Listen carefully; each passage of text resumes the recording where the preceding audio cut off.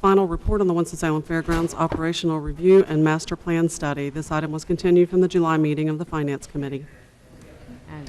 First off, thank y'all for being patient with us. We seem to have had some very full agendas the last few months. Please introduce yourselves, give us your name and address for the record, and you have the floor. Ben, you want to introduce them? Sure. Good afternoon, Chairman Clark, Mayor Joines, and members of the City Council. Last September, the city engaged Crossroads Consulting Services and Keffer Overton Fairground Planners to conduct an operational review and a master plan study of the Winston-Salem Fairgrounds. Today, Susan Seeger with Crossroads Consulting and Chip Overton with Keffer Overton Fairgrounds Planners are going to present the final report from their study. And really quickly, just as a reminder, Please give your name and address for the record, please. Susan Seeger, 3944 Shore Acres Boulevard, St. Petersburg, Florida. Thank you. Please continue. Chip Overton, KO Fairground Planners, West Des Moines, Iowa. Okay, thank you. Really quickly, this was a complex study in that we did an operational review and also a master plan, so we're going to hit on the highlights of both of those components. And our scope was really looking at your existing facilities at the fairgrounds, both from a market perspective as well as a physical perspective, understanding a management, how well the management team is doing, and that was really done through a competitive assessment. So looking at facilities that are A, competitive, but B, comparable to understand best industry practices. And then that's going to culminate into a master plan and also a cost-benefit analysis. So really, after looking at the market, we, in order to get a good grasp at how that market study applies to the existing fairgrounds, we needed to look at the facilities themselves. So as we looked at the facilities, there were 30 different buildings as well as the site we evaluated. As we looked that over, we looked at several criteria. We looked at the exterior of buildings, we looked at the conditions of concrete, we looked at the conditions of windows, et cetera. I guess the good news is you have good stock. About 70% of everything that the fairgrounds has, we categorized as good, fair, or excellent condition. And you can see by these heat maps, bright red being the worst condition, and then the orange, which is very close to the red color, by the way, the secondary condition, then yellow, then green, as the conditions get in better shape. And then as you move to the site, you can see that the conditions of the midway are probably in worse condition, as well as the paving areas in and around the RV sites, clear on the upper right-hand corner there of the diagram itself. The fairgrounds itself, the body of the fairgrounds, which is yellow, there's several cracked concrete areas and several areas that need repair as well. And as I mentioned, one of our tasks was to look at how well the management team is doing. So we looked at, this is a snapshot of the facilities and the areas of operations that we looked at in terms of mission statement, organizational structure, marketing, financial performance. And just to hit on a couple of the highlights, we grouped them by major function. And really, your fairground staff is lean would be an understatement. So one of our first recommendations is to hire a business manager to help with both fair and non-fair activities. And the other benefit you have is the ability to have a lot of your administrative functions at the city level. That should absolutely continue because it does allow for efficiencies, but we still think you need a couple full-time staff, including that business manager. The other is moving forward. One of the recommendations is as you move forward with these recommendations and the operating income increases, that you put that money back into the fairgrounds. Chip's going to go over it in a little bit about how some of the master plan recommendations are deferred maintenance. So if you're able to move forward and address those, the recommendation would be to continue to try and put operating income back into it. On the sales and marketing side, this is another area we think you need a full-time staff that would really target non-fair niches. And we really see that as a lot of ICE events, competitive sport competitions, agricultural events, meeting banquets, RV rallies is a huge one. So there's some areas that we think you're not maximizing right now, particularly as we continue to improve the asset. That's really the major one, but one of the areas we see moving forward is to try and drive towards multi-day events. RV rallies can be 3, 4, 5 days, where we're trying to maximize that non-fair time. The other area we think maybe you're not taking as full advantage of is on the advertising sponsorship area. Just with the fair alone, you have 350,000 people for just that 10-day period. So we think you should either look at doing a full-time person or perhaps just doing a contract and try and maximize that, because both the marketing sales and the sponsorship advertising piece will pay for themselves through that investment. The third area that was key was the farmers market, and there are a lot of farmers markets in this area, in this state. And one of the things is we want to define expectations moving forward, that's still what we want it to be. We think that you need to consider maybe scheduling it less frequently and also implementing some policies to make sure that there's greater consistency and participation. You just can't pay a fee for the year and not show up, so that irrespective of the week you come in, you have the same vendors. So as we look big picture at the fairgrounds itself, we have several recommendations in order to generate more revenue for the fairgrounds. And as we look at those revenue generators, they actually start to translate into actual facility improvements. The facility improvements that you see on this particular diagram start to light up in the turquoise or the blue color on the plan itself, and they categorize into 7 different areas: exhibition, food court, livestock, camping, the carnival, recreation and performance areas, and then just grounds in general. So as we start to look at the grounds, aesthetics become very important, wayfinding becomes very important, really understanding and a way to get people to move around the fair that makes sense, as well as just general updates in the visual appearance of things and a way to get people pushed through the site. So in this particular diagram, we're looking at the food court. As you move into the food court area, there's actually a food court building we're looking at taking out, and then we're looking at beautifying it with either a landscape garden or with in this particular instance, a water feature. That water feature then can be enhanced, and the food court experience can be greatly increased by creating shade structures and the ability for people to enjoy themselves instead of sitting just on a hot asphalt eating area. And then taking a look across the fairgrounds to the south, looking on the left of this particular image is the new agricultural building, which is a freestanding column-free exhibition space, which will take the place of the existing agricultural building and the poultry building. And then on the right is the sheep swine barn, which is going to be enhanced in, as Susan had talked about previously, the farmers market. This particular diagram looks at Gate 21, which is clear at the southeast corner of the fairgrounds. This is the home and garden building that you see in front of you. Actually, what we're focusing on here is trying to separate the traffic flow of animals and people and vehicles. If you've ever entered on that particular corner of the fairgrounds, you know how big of a mess that can become and how dangerous it can actually become at times. This is another example of looking at the ticket gate. Actually, in the background of this image is the annex building. To the right is the education building. We're proposing a link structure that connects these two buildings. That would allow for larger contiguous events to utilize the flat floor space, the exhibition space in both buildings in one connected event. This is the overall budget for the entire project. $28.7 million is the overall probable cost for all of the improvements. Of course, we're not proposing that you take on all those improvements at any one given time. It's important that you look at this as a phased project. The type of phasing we're looking at really starts to look at beautifications, aesthetic improvements, revenue generation improvements, safety improvements in all 3 phases, really focusing on safety and deferred maintenance in phase 1. And then phase 2 starts to focus on more of the secondary revenue generators, as well as deferred maintenance that has to relate more to the exterior of the buildings and the concrete and the lighting and things like that. And then phase 3 is probably more of the less revenue generators, I would call them, although needed, but not as highly impactful. And then all the deferred maintenance items that are on the interior, I'd say the easy stuff, the carpet, the paint, things like that, restroom updates, kitchen updates. And this is how we've proposed those 3 phases break down. Roughly phase 1 as it is proposed currently is at 11 million, phase 2 is about 10.5, and phase 3 is at right around $7 million total.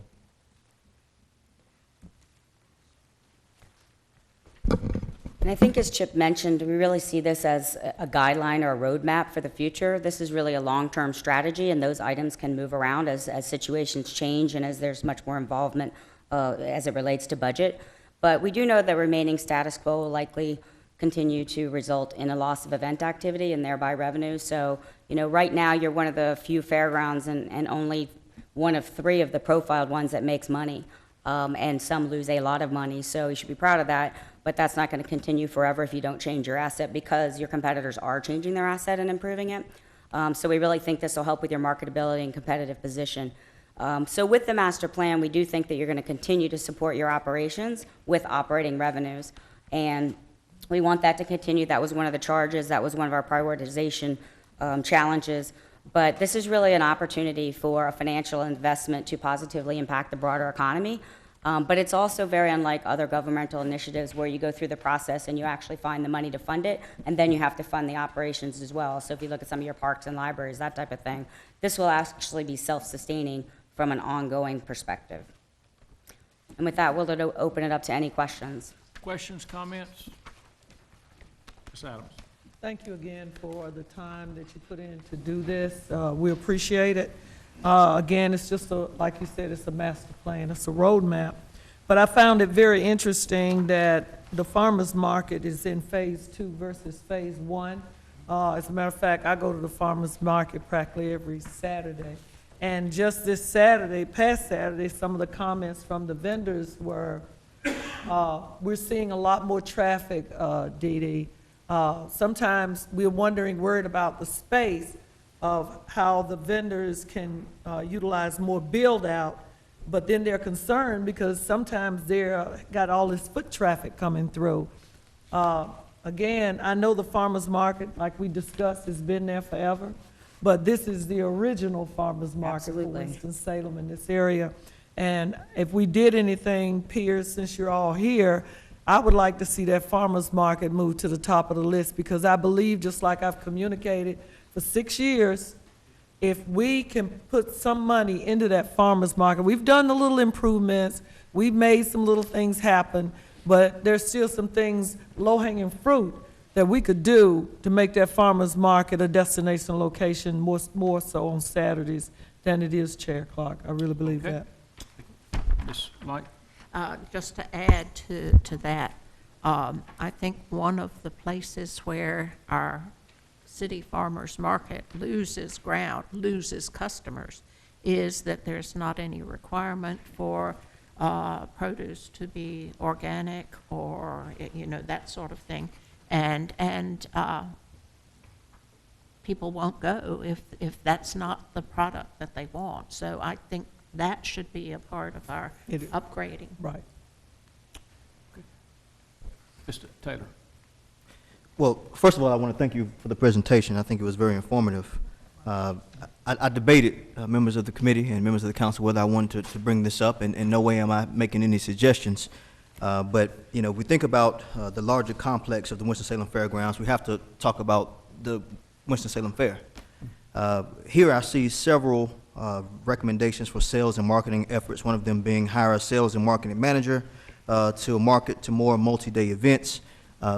I was wondering, had you considered, given the complexity of what's going on the national level with the naming of the fairgrounds, well, the naming of the actual fair, the Dixie Classic Fair, no matter what you say, there's going to be a lot of people who like the Dixie Classic Fair name. There's going to be a lot of people who don't like the Dixie Classic Fair name, and that could possibly hurt or help revenues depending on which side that you might be on.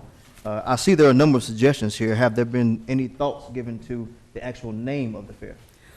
We weren't that specific as it relates to the name. Our first, kind of question was how open was the city philosophically to selling naming rights in general. Some fairgrounds are very aggressive about it, and some are like, no, this is what we want it to be. This is our image. So I think there are a lot of opportunities. Again, you have a critical mass of folks. And, we were talking, there was a survey done maybe in 2007, but 45% originate from outside Forsyth County. So there's a lot of opportunity if you're a sponsor, and then increasing this non-fair. So we didn't look at the actual name of the fair, but I think there's a lot of opportunities. That is one if the city chooses to go that direction. But naming of different buildings and having some higher technology where you can have some changing, advertising, it's a huge opportunity that you're not taking advantage of right now. Members of the council, I would have to say, I'm not asking you to talk about it, but I don't particularly like the name the Dixie Classic Fair. That's neither here nor there, but we do have an opportunity in front of us to have a little bit more revenue come in for the fair and for the city of Winston-Salem here at this particular facility. I ask that we just consider it as we continue to move forward with these discussions. Okay. Any other questions, Ms. Montgomery? Yes. Two parts. One, just to point that Councilmember Taylor made, just speaking to someone here recently, I think last time the city probably highly considered that. I think they said former council member, former state representative Larry Wamble was on council at that time, and it was a highly contested discussion, which I don't think if we take it up now, it would be much of the same. But if that's something we decide to do, I think it's a conversation worth having. But to the city manager, my question is to you on this, but more specifically in reference to the positions that are recommended to be hired here out of the business manager and the sales manager.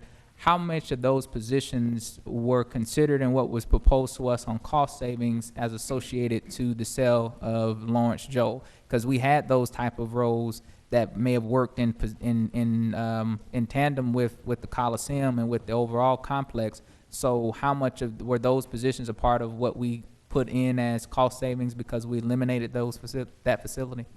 Councilman Montgomery, I'd have to go back and look at the details. As I recall, most of those positions that we had previously were focused on the Coliseum.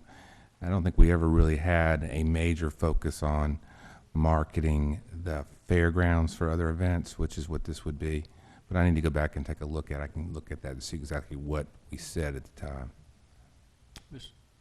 Yes, as we go back, the fair always appeared to be sort of one-sided.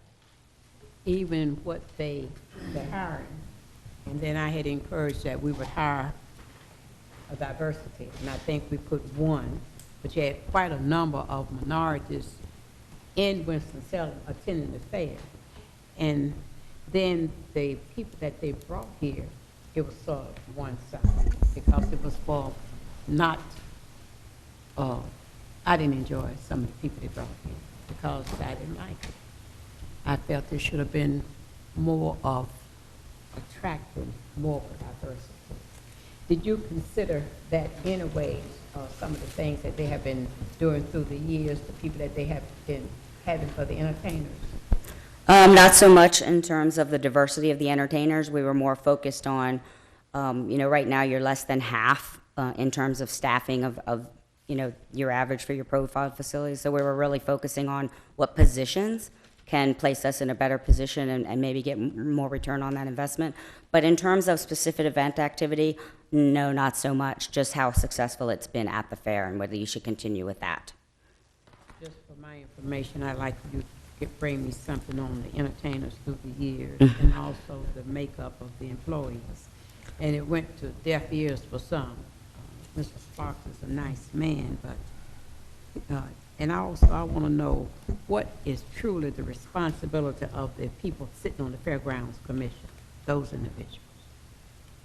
Okay. I think a lot of what your report addresses is outside the actual 10 days of the fair. Correct. Because It is. It's really meant to maximize the other that's kind of 355 maximized days. now. You may want to tweak it a little bit, but the question is, do you want to go hire some other folks to try to bring in more RV events and this, that, and the other?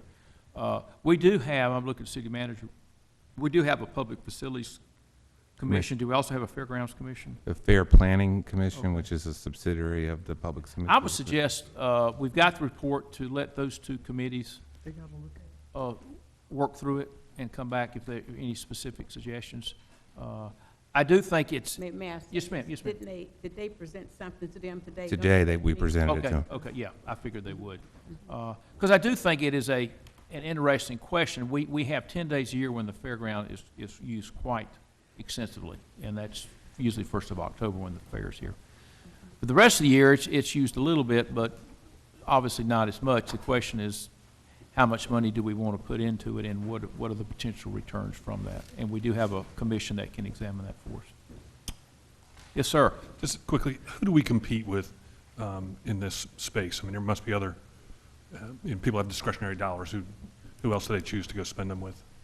So it depends on, you're unique in the assets you have, right? So the fair, you got the fair. I mean, next to the state fair, you're the fair by a long shot. So when you look into more of the annex, for instance, that's sports and entertainment, that's an area we don't see a lot of potential in. You got Greensboro, you got the building right across the parking lot you used to have, you got amphitheaters, you got it. So that's an area we don't see. So that's where if you read through, we see more the ICE events that you're already doing, continue to maximize that.